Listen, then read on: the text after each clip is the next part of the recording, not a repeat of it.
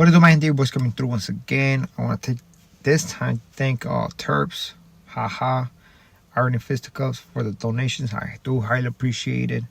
On today's story, man, is gonna be a high desert state prison state story that happened in the kitchen, man. Usually, I think I had like 4 or 5 kitchen jobs. No, I think it's 4. I never liked the kitchen. It's a lot of drama, and there's always something happening, man. On this occasion, somebody got poked, and it was a bad one, man. But before we continue this video, man, don't forget to hit the like, a comment, and if you haven't subscribed to the channel, man, hit the subscribe button, por favor.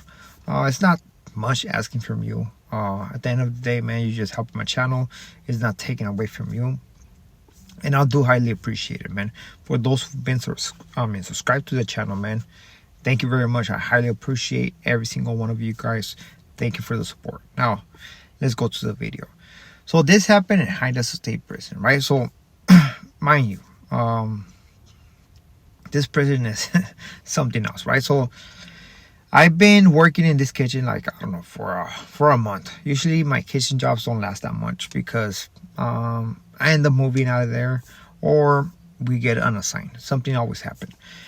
When this happened, there was no cameras. All my kitchen jobs, all the way to 2020, I think that's my last kitchen job, there was no cameras inside the chow hall and stuff like that, or the back area where the kitchen is, right?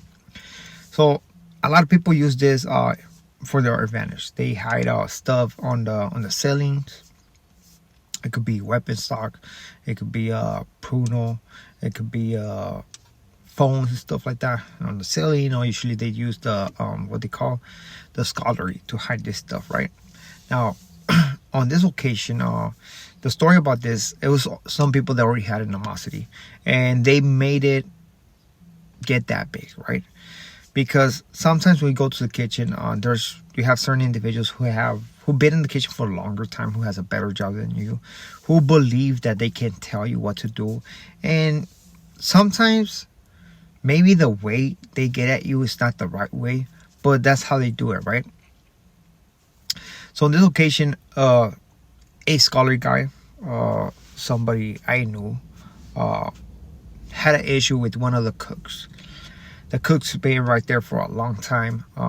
He had a couple of his homeboys in the back, and for some reason, I think he told one day the scholar guy that he shouldn't done something that he did. So the scholarly guy was basically like, "What, homie? Like, who are you to tell me what to do?" Which, in reality, who is he, right? He's not the cop. He's not the free staff. Which in the kitchen you only have one free staff, one cop. It makes it like it's a big open area, and a lot of people get away with a lot of stuff, right? Depending if there's no marks, right? And the thing about this is that eventually the cook walked away from it, maybe thought about it, and eventually one day he decided during work hours, right?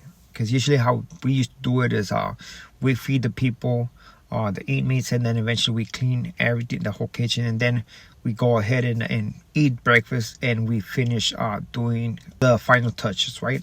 Which in this occasion, that's what we did.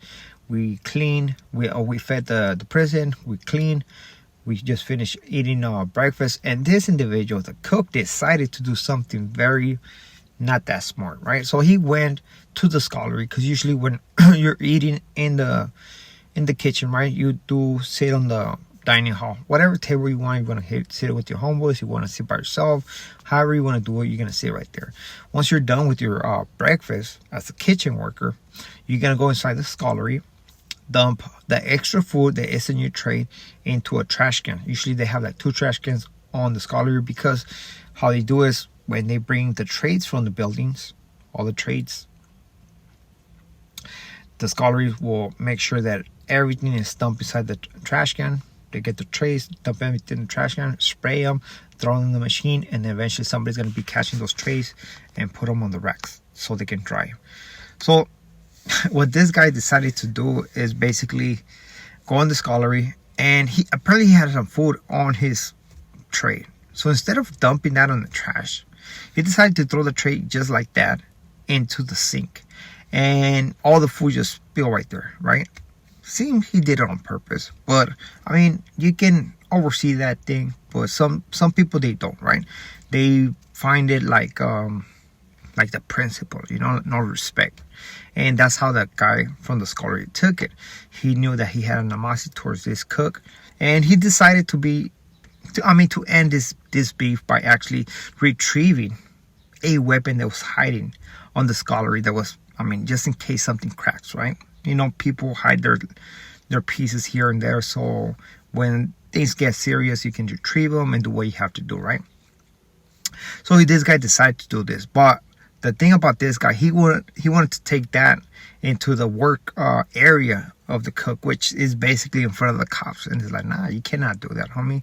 At least let us get this individual to come over here, so maybe, just maybe, can get away with it, right? If they don't get nobody, shit, what else do you want? So that was the deal, right? So we end up sending some guy from the line to go talk to the guy. Basically say, hey man, the guys on the back, not the back, but from the scholarly, wanted to speak to you because of some issues, right? Some issues. So this guy came to the scholarly thinking that him and his friend, or his homeboy, were gonna basically dictate what was gonna happen. And at the end of the day, man, that thing just backfired. So as those guys were walking, man, you walk through a couple of tables, man, and as he was going to the scholarly to talk to this individual, knowing what was gonna happen, two of the homeboys came from the side, boom. But what happened is that they attacked the friend, the homeboy of that cook.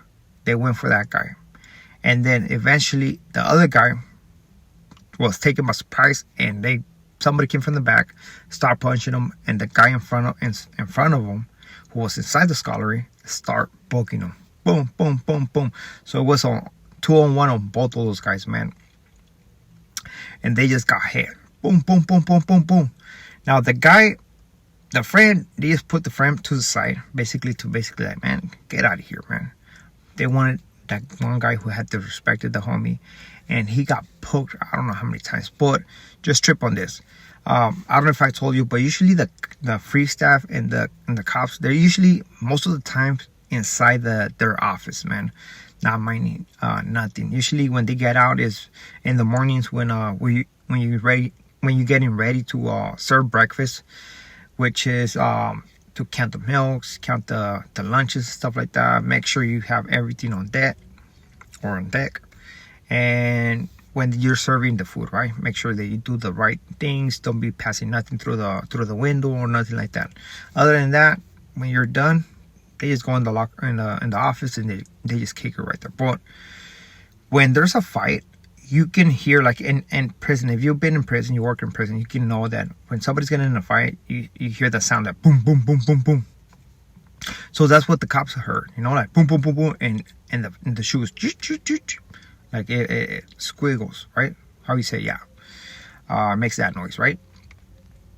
So they're getting this guy. I seen the cop coming out of the back, out of his office, from the kitchen into the dining hall, right? And then he noticed that they're getting in a fight. At this point, he's telling him, hey, get down, stop it, get down. Press the alarm. He rushed towards the scholarly. Now the free staff is coming as well. At this time, whoever was getting this cook in the shaw hall, in the scholarly, the one that was helping the guy who was doing the pegada, get out of there. That fool moved out of there, and the other homie just stayed on him. He didn't care, because he was a lifer. He didn't care. He just want to make a point across, right? Because this individual se pasó de lanzas, güey. Se pasó de lanzas. And this guy wanted to do what he wanted to do, which basically unalive him, which I don't think it happened. So at this time, they had everybody, all the cops came in with the medical assistants and all that stuff. They had everybody who was on the dining hall area, laying on our stomachs, facing away from the crime scene, from the scholarly, right? So I was facing away from it. They cuffed everybody. When I looked back before we got cuffed, right, Because you can look back. You just think here and there, what they're going to do, give you 115. So I look back, and they had already the homie on handcuffs walking away with him. And they had the old boy on top of the stretcher, which he was laying down with his stomach down. I don't know if the guy hit a lung or what happened, but he was laying down on his stomach, not on his back. They picked him up. They took him out of the kitchen, and they start checking everybody who was on the dining hall area. Everybody, man, just to make sure you don't got no scrapes, you were involved in the fight, or what happened. And eventually, but you just tell them that you don't know, man. You just came through and things. I mean, you just heard some noises, but at the time you came in, it's just like the cop already had said to get down, so you didn't know what happened, right? Usually they took the guy who got hit, his friend. They took him to the hole, and they end up taking only 3 homies. After that, we stayed right there like for a couple hours, man, until they secure everything. They make sure they had everything on check. They took some pictures, man, and they got us out of there. This is a crazy ass story, because at the end of the day, man, this guy didn't become unalive, but the thing is that this guy did cross the line, right? It was basically the principle. He didn't have to go that way, thinking that he was a badass, and not because he had status, or not status. He had a pool in the kitchen because he'd been working right there for a minute.